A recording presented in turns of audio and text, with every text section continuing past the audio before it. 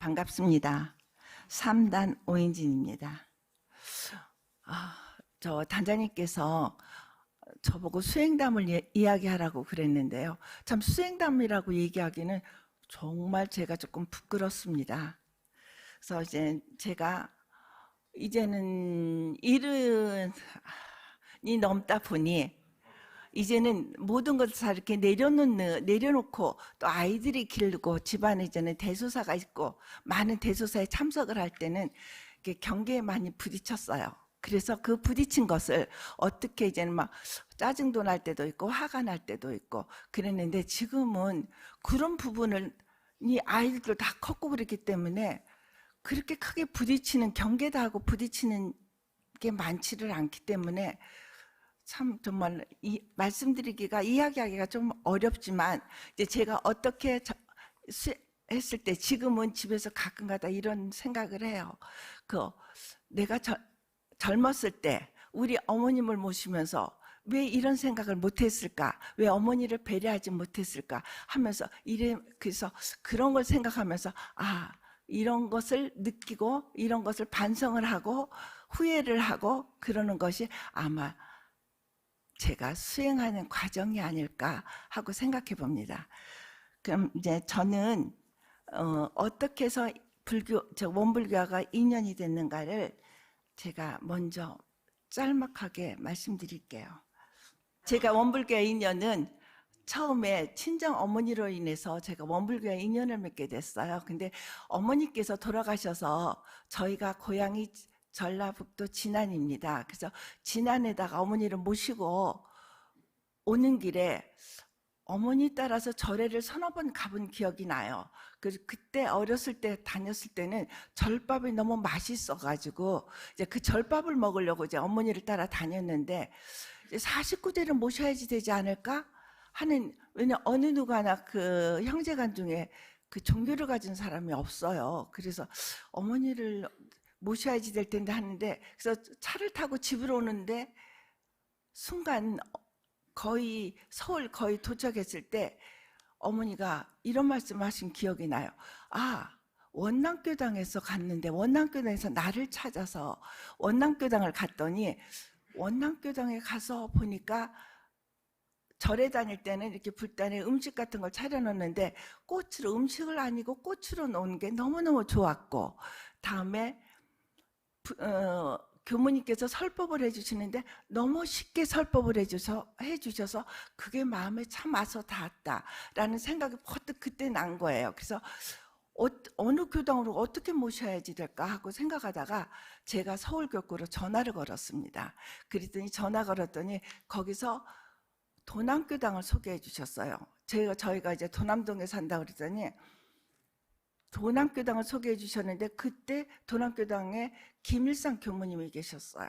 근데 그때가 아마 김일상 교무님하고 인연을 맺은 게 저는 제일 큰 소득 중에서 소득을 꼽으라 그러면 소득을 꼽을 수가 있을 것 같아요. 그래서 김일상 교무님하고 함께 어머님을 49대를 모시고 나서 그 영동교당, 지금 전에 압구정교당이었었는데 영동교당이라고 하는 곳을 소개해 주셨어요.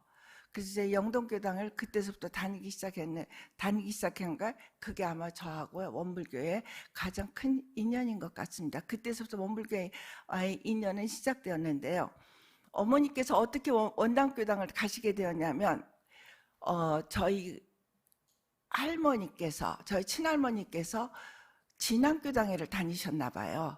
근데 진안교당회를 다니셨는데 그때는 잘 모르겠는데 이렇게 저녁에 이렇게 그 교당을 많이 가셨나 봐요. 그러니까 이제 할아버지께서 화가 잔뜩 나신 거예요. 어떻게 이렇게 아녀자들을 저녁에 나오라고 그러는가 하고, 그래서 이제 할아버지께서 화가 나셔서 진안교당을 파버리려고 이제 교당을 가신 거예요. 파버리려고 갔다가 오히려 할아버지께서 교모님하고의 인연이 거기서 되어서 김일상 교모님께서 대종사님하고 할아버지와의 관계 같은 것을 책에 나오는 것을 이렇게 저한테 조금 뽑아서 49제가 끝나고 나서 저희를 주신 기억이 나요.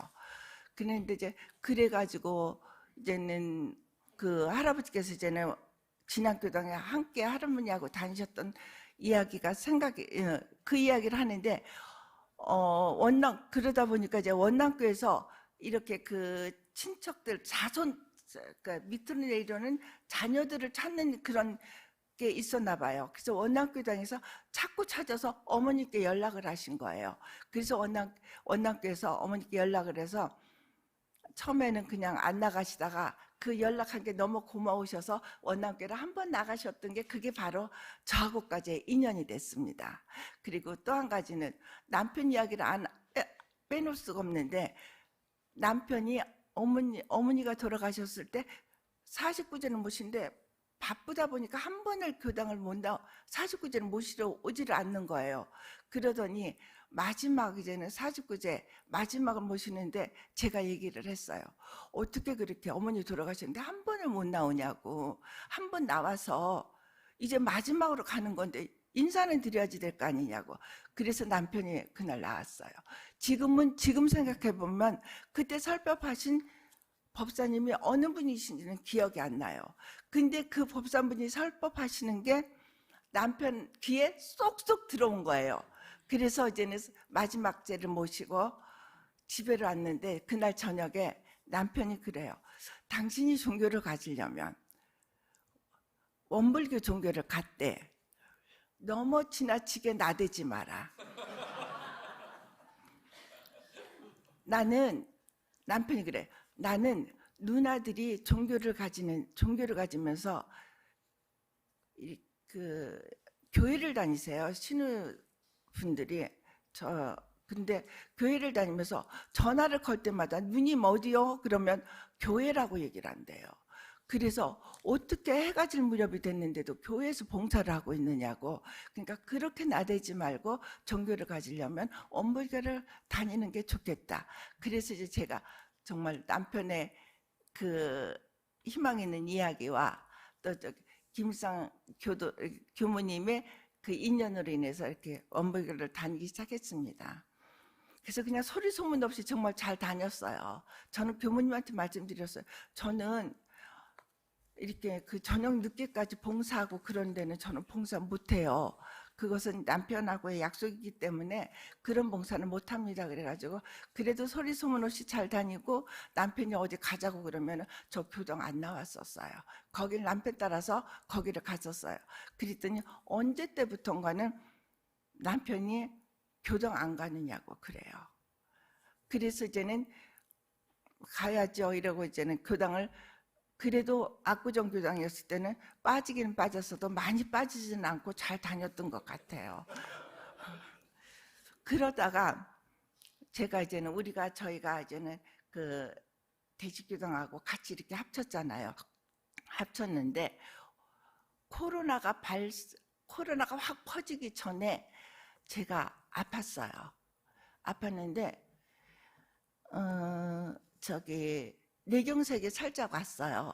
뇌경색이 오다 보니까 그날도 정말 제가 이렇게 조금 아까 그 봉교수님이 말씀하신 것처럼 큰 일을 조금 해야지 돼서 아직은 원불교에서 조금 필요한가.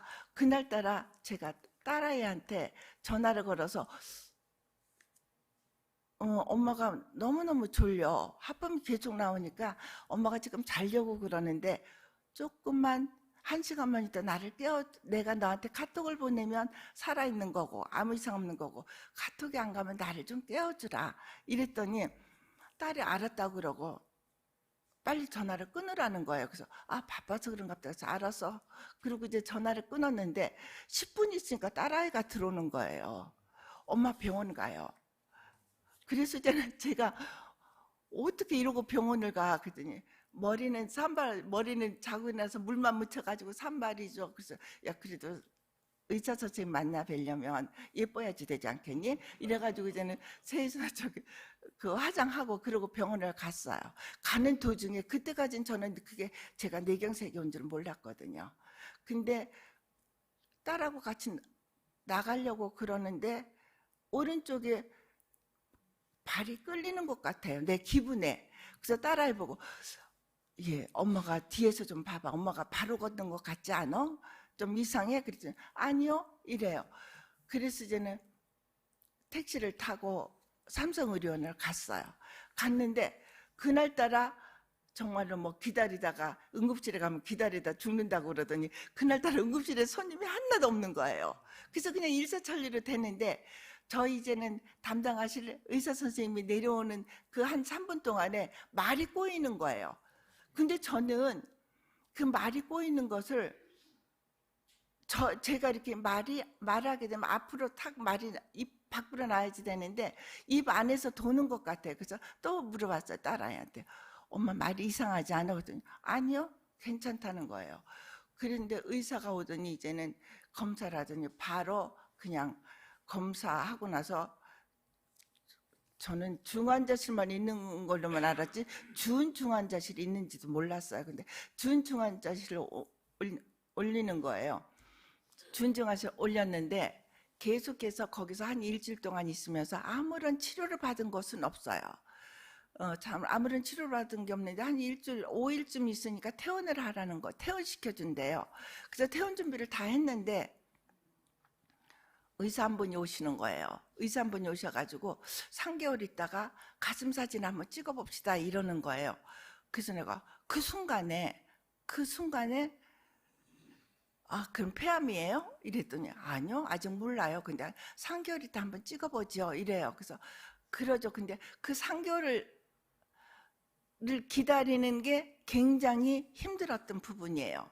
그래서 그때 마음을 참 어떻게 돌려야지 될까? 어떻게 마음을 바로 세워야지 될까? 오는 거에 무서워하지 않고 어떻게 해서 마음을 바로 세워서 제가 해야지 될까를 많이 이제 고민을 하는 도중에 그 상교리에 사진을 찍었더니 폐암이라는 거예요. 근데 너무 의사 선생님 하시는 말씀이 폐암은 폐암인데 가장 예쁜 자리에 암이 앉아서 A급 암이라는 거예요. 그래서 저는 암도 A급 암이 있구나 하는 걸 그때 처음 느꼈어요. 그래서 수술을 하고 3개월 후에 수술을 하고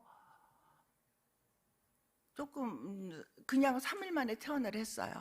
3일 만에 퇴원을 하면서 나올 때 그 삼성의료원에서 나오면서 앞에 그 나무들이 보였을 때 그 나무 파란 거에 파란 잎이 보이는데 그렇게 그 파란 잎이 예쁜 거예요. 그래서 그때 너무너무 그때 처음으로 마음속에서 우러나오는 감사기도를 제가 그때 했습니다. 사람이 살아가면서 그렇게 감사기도가 절실하게 나올 때가 정말 있구나는 것을 그때 저는 느꼈어요. 그리고 한 3년 있는데 또 사진을 찍으니까 또 폐암이 또 나오는 거예요. 근데 그때 처음에 할 때부터 저는 그게 폐암이 또 다른 게 의사 선생님이 그랬어요. 또 다른 게 보이는데 그건 아직은 결정을 질 수가 없습니다. 이래요. 그래서 저는 또 하나의 그 폐암을 올 작년 여름에 또 조금 덜어냈어요. 덜어냈는데 너무 그래도 제가 이렇게 바르게 살 수 있고 바르게 우리 교도님들하고 생활할 수 있고 이야기할 수 있는 거에 굉장히 감사합니다. 감사해서 저녁에 저는 잘 때 기도를 해요. 마지막에 기도를 하면서 그래 그 마지막에 제 기도를 하고 나서 마지막에 늘 때는 나를 아는 모든 인연들과 나를 모르지만 나하고 스치는 모든 인연들께 행복이 가득하기를 기원합니다 하고 그게 제 마지막에 기도하는 겁니다. 그래서 저는 이렇게 수행담이라기보다는 제가 원불교의 법 중에서 가장 좋다고 느끼는 게 그냥 그 가랑비에 옷 젖듯이 어떻게 변하는 것이 확 변하는 게 아니고 그냥 옷 젖듯이 변하는 모습에 정말 저는 그런 거에 대해서 감사함을 느낍니다. 혹시 제가 이렇게 말씀드리는 중에 잘못 이해가 되시고 그런 것은 널리 이해해 주시기 바랍니다. 감사합니다.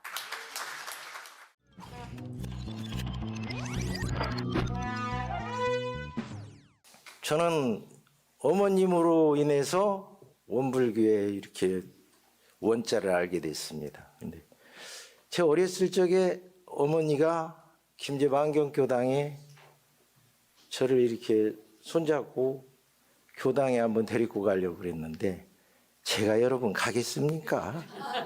정말 말 안 듣고 뺀질뺀질하고 기타나 치고 노래나 하고 뭐 이런 그 학생이었죠. 조그마한 중학교 1학년, 초등학교 6학년 그랬을 때. 그렇게도 안 다녔는데 제가 우연찮게 장가가고 원광대학교에서 금은방을 하게 됐어요. 그 학교 안에서 금은방을 해야 되니까 여러분 교우님들을 많이 만나잖아요. 그리고 거기 뭐 교직원 나를 관리하는 사람들은 다 원불교인이란 말이에요. 어쩔 수 없이 다녀야 되겠더라고요.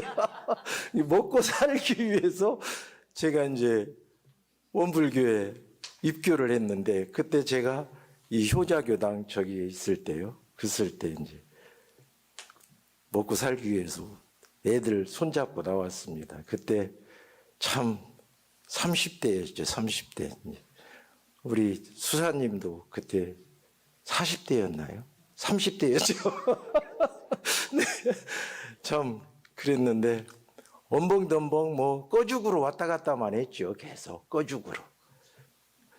먹고 살기 뭐가 들어오겠어요. 그냥 원광대학교에서 이렇게 장사하니까 종교가 뭐예요? 그럼 아이고 원불교예요. 해야 되니까. 네.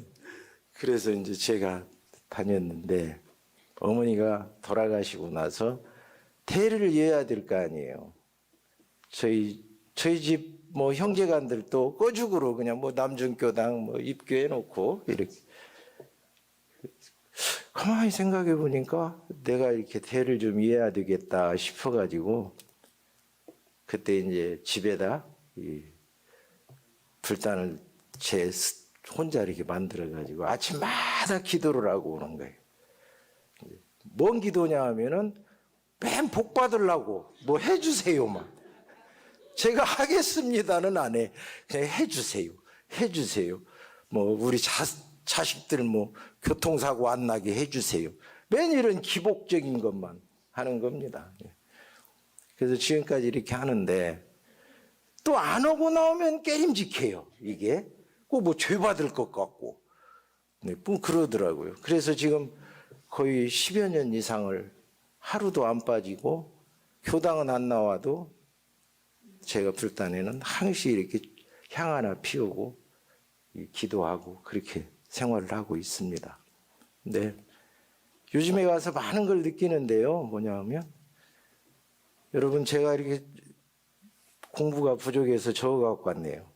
대종경 교위품 15장 복례정사에서 내 있었던 대종사님 그대들이 어찌 등상불에게는 불공할 줄 알면서 산부처에게는 불공할 줄을 모르는가 이렇게 여러분 그 노부부 사건 다 아시죠? 네. 제가 장사하면서 보면은요 정말 힘들어요. 어떤 때는 야 이거 진짜 그냥 당장 그냥 그만두고 싶고 그냥 어찌고 싶고 그렇잖아요. 근데 그 진상 하나하나 볼 때마다 팍 경계에 다를 때 놓쳐버려요. 이게 욱 해가지고 버럭하고 그리고 난 뒤에 조금 한 몇 분 지나고 나면 야, 이거 참 아니다. 내가 뭐라고 아침에 기도하고 나왔나? 뭐 어찌고? 야, 그렇구나. 삼부처에게 하라 이런 그런 내면서 야, 내가 잘못했다. 그래. 저 사람은 나한테 돈 주려고 왔는데, 응? 진짜 나를 도와주려고 왔는데, 내가 내 감정 하나를 못하고, 저 사람을 내가 높이, 그래가지고 이제 어느 날은 저기서 손님이 오잖아요. 진상 손님이 오면, 야, 저 진짜 부처 오네, 저거. 한번 내가 시험 한번 해봐야겠네. 하면요. 뭐 매일 그렇다는 게 아니라 어떤 때 이렇게 그래요. 어떤 때 제가 정신 차렸을 때. 그러면은 정말 더 잘해. 그런 친구들이. 그 진상들이요. 더 잘해요. 더 잘해. 그래가지고 그 사업장에 재미가 있어. 나도 모르게 신이 나서 같이 농담하고 막 놀고 막 그래요. 근데 정말 중요한 건 뭐냐면요. 그 사람을 인정해주고 지켜 세워주고 자꾸 이렇게 하면은요. 그 사람은 저한테 마음을 열고 더 이렇게 잘하더라고요. 여러분 진짜 이 삼부처한테 그런 손님이 오히려 더 제 사업에 엄청 도움이 된다는 걸 느끼고 또 더 재미있어요. 지금도 제가 지금 이런 말씀을 여러분 앞에서 하면서 제가 떠오르는 사람들이 많이 있거든요. 아, 이제 내가 오늘 또 지금 저희 가게는 문을 열고 있습니다. 사업장은. 야, 이 친구한테 다시 전화해가지고 이렇게 해야겠다. 이렇게 여러분한테 말씀드리면서 지금 생각하고 있습니다. 여러분, 저는 이렇게 생각해요. 제가 원광대학교 그 사업장에서 장사를 하는데요. 저는 처음에는 교무님들은 다 도가 높아서 진상이 하나도 없는 줄 알았어요.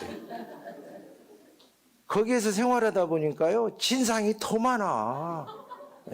일반인이 오히려 순수하고 오히려 제 말을 이렇게 잘 들어주고 그러더라고요. 근데 다 똑같다 이런 생각을 가지고 하는데 우리 교도님들끼리도 저는 그걸 그래야 될 것 같아요. 뭐냐면 정말 부처로 알고 부처로 당해주고 정말 참 도가 낮고 나빠도 항시 칭찬해주고 인정해주고 이렇게 해서 아야 최성원이가 이 효자교당에 있으니까 말이야 효자교당 분위기도 확 살고 좋았네 하면요 다음 날 더 나오고 싶어. 근데 제가 최성원이가 뭐 있으나 마나 하면서 허들먹허들 이러고 그러면은 나오기 싫어질 것 같아요. 여러분 그렇죠? 예, 그러니까 여러분 저한테 자꾸 이렇게 좀 칭찬도 해주시고 예? 저한테 이렇게 좀 뭐 오늘도 이렇게 옷을 강연한다고 해서 제가 옷을 이렇게 바꿔 입었는데 그 세진 동생이 또 형님 오늘 멋있네요 하니까 다음 주에도 꼭 나오고 싶어. 정말 그럴 것 같아요. 그래서 이 교육품 15장 여기에 이 말씀이